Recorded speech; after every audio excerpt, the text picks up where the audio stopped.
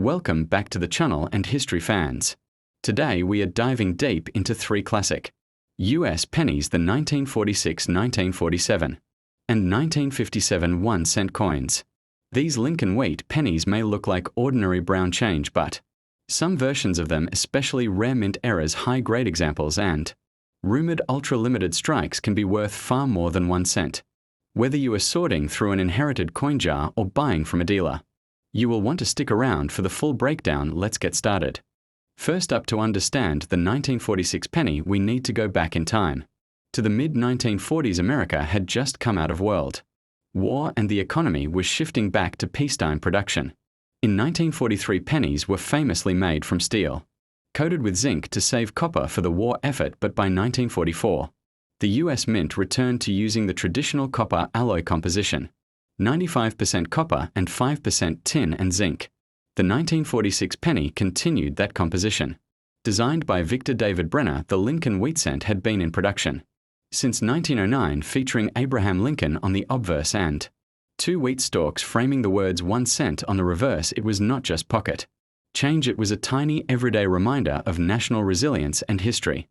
The 1946 Lincoln wheat cent was minted in 3 different locations: Philadelphia No Mint Mark, Denver D Mint Mark, and San Francisco S Mint Mark. Production numbers were massive, over 991 million from Philadelphia, around 315 million from Denver, and about 198 million from San Francisco. This means the coin is not considered rare in circulated condition. However, rarity is not only about mintage numbers, it's about survival in high grades. Finding a 1946 penny in pristine, uncirculated condition, especially with original mint luster and no scratches, is far harder than you might think. That S where terms like mint state and about uncirculated grades come into play, and why some coins end up being worth a lot more than others. Now you mentioned, which in numismatic grading terms likely refers to about uncirculated with a numerical grade of on the Sheldon scale. This means the coin retains most of its original mint luster but shows slight wear on the highest points of the design. AU coins are attractive to collectors because they strike a balance between affordability and eye appeal. They look close to new but are not priced as high as true mint state coins. A 1946 penny in AU condition might only bring a few dollars today, but if it's a rare variety or has an error, that value can jump considerably. Speaking of varieties, this is where things get spicy. Some 1946 pennies have notable errors: doubled dies, re-punched mint marks off center strikes or die cracks. A 1946 D with a strong double die obverse can be worth tens or even hundreds of dollars, especially in higher grades. A re-punched mint mark RPM variety where the mint mark appears doubled due to misalignment during punching can also add a nice premium. Even minor errors like clipped planchets or lamination flaws can make your coin more valuable. To specialized collectors, this is why it's important not to dismiss a penny just because it looks ordinary at first glance. Magnification often tells a different story. The most critical factor in determining a 1946 penny's value is condition. Coins in good or very good condition, meaning heavy wear and loss of detail, might only fetch a cent or two from a dealer, basically their face value. Fine to extremely fine grades with moderate wear but clear design details can sell for a small premium, maybe 10 to 50 cents. But once you get into about uncirculated or mint state grades, you are talking about $1 to $5 for common issues and much more for rare varieties. High-end mint state coins with red luster can be worth $20 to $50 or even higher at auction. Collectors love the 1946 penny not because it's ultra rare, but because it's a piece of post-war history and an accessible entry point for building a complete Lincoln wheat cent set. Beginners can find circulated examples cheaply, while advanced collectors hunt for top-grade examples, full red color or unusual errors. Many numismatists also appreciate coins from 1946 as part of the broader 1940s decade series, which includes the steel cents of 1943 and the transitional copper cents of 1944-1946. Owning one in high grade with a full strike can be satisfying, even if it's not a financial jackpot. If you think you found a valuable 1946 penny, the first step is authentication and grading. Look at the obverse for sharp details in Lincoln S hair and coat, and check the reverse for crisp wheat lines and lettering. If you see an S or D mint mark, inspect it under Magnification for signs of doubling or punching. Use a grading scale guide or send the coin to a professional grading service like. These services will give you an official grade which can greatly influence its market value, especially if it comes back as or higher. In today's coin market, common date weight cents like the 1946 have stable demand but modest prices unless you have a high grade or error example. Online auctions, coin shows and collector forums are all places where you can see what these coins are actually selling for. Interestingly, while base metal prices don't hugely impact collectible value, the copper content alone in a 1946 penny is worth more than 1 cent at today's scrap metal prices, though melting cents for copper is illegal in the US. This intrinsic metal value does remind people that older pennies feel more substantial than the modern zinc versions. So there you have it, the 1946 United States 1 cent coin, a small copper disc that carries a big story. From its post-war origins to its collectible varieties, from the grade to rare doubled dies, this little piece of history is worth more attention than most people give it. If you enjoyed learning about the 1946 penny, hit that like button, subscribe for more deep dives into coins and currency, and drop a comment below telling us if you have ever found one in your change. Who knows, the next penny you pick up might just be a piece of history worth far more than 1 cent. Thanks for watching, and until next time, happy collecting. Next up, the year 1947 was a pivotal time for the United States. The war was over, GIs were back home, and the country was moving into a period of booming economic growth. Copper was no longer being diverted for munitions like in 1943, so pennies had been back to their traditional copper alloy composition since 1944. That meant the 1947 Lincoln wheat cent was made of 95% copper and 5% tin and zinc, giving it a warm reddish-brown tone when new. Designed by Victor David Brenner, the obverse features Abraham Lincoln's profile, still the longest-running portrait on any US coin, while the reverse sports those iconic wheat stalks framing 1 cent a design that would only last until 1958. The 1947 penny was minted in 3 locations: Philadelphia, no mint mark; Denver, D; and San Francisco, S. Mintage numbers were massive, over 190 million from Philadelphia, about 194 million from Denver, and around 99 million from San Francisco.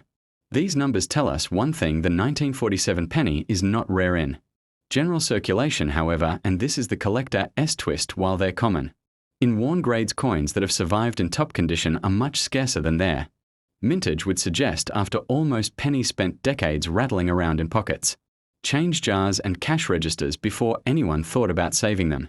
Let's break down that phrase. In professional grading stands for about uncirculated, with a grade of out of on the Sheldon scale. An AU coin retains much of its original mint luster but shows slight wear on the highest points of Lincoln's hair and jawline and on the wheat stalk tips. On the reverse, these coins look nice but are not quite uncirculated.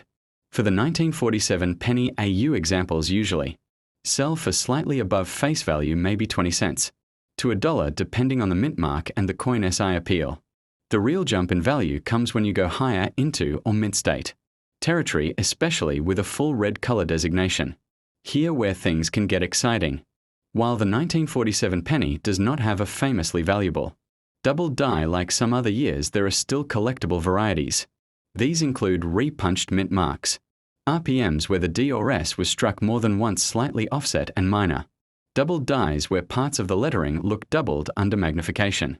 Off-center strikes, clipped planchets, and die cracks are other error types that can make a 1947 penny stand out. Even small minting quirks can increase a coin's desirability, and some errors in high grade can sell for $50, $100, or more. Beyond just the number, grade coin color matters a lot for copper cents. Collectors classify them as red, red-brown, or brown A. 1947 penny that is still full red and graded by a professional service like PCGS or NGC can easily sell for $15, $25. For common dates and more for scarcer mint marks or varieties.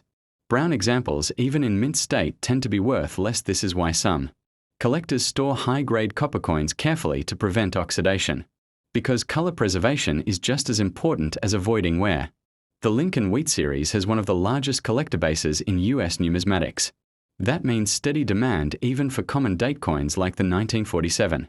For most buyers, it's about completing a set from 1909. to 1958, so they happily pay a little more for well. Preserved examples market trends show that while common, wheat cents are not skyrocketing in value high. Grade and error examples still do well at auction. A 1947S graded, for example, can sell for several $100 simply because so few exist at that quality. If you have got a 1947 penny, the first step is to check the mint mark. Then examine the coin under a magnifier for doubling, re-punched mint marks or other errors. Look at Lincoln S cheek and hair for signs of wear. If they are smooth, it is circulated. If they're sharp, it might be uncirculated. Compare your coin to online grading guides or consider sending it to a third-party grading service. This professional certification can be worth the cost if you believe your coin is in the top condition range. It's also worth noting that the copper content in a 1947 penny is worth more than 1 cent at current metal prices. But before you start thinking about melting them down, remember that it's illegal in the US to melt cents and nickels for their metal value. Still, that intrinsic value adds a bit of charm to older pennies, especially when compared to today's copper-plated zinc cents that feel almost weightless in your hand. And there you have the 1947 Lincoln wheat penny, a coin that may seem ordinary but has layers of history, variety, and collectible interest. Whether yours is a well-worn piece fresh from a coin jar or a gleaming mint state beauty, it's a tangible link to America's past.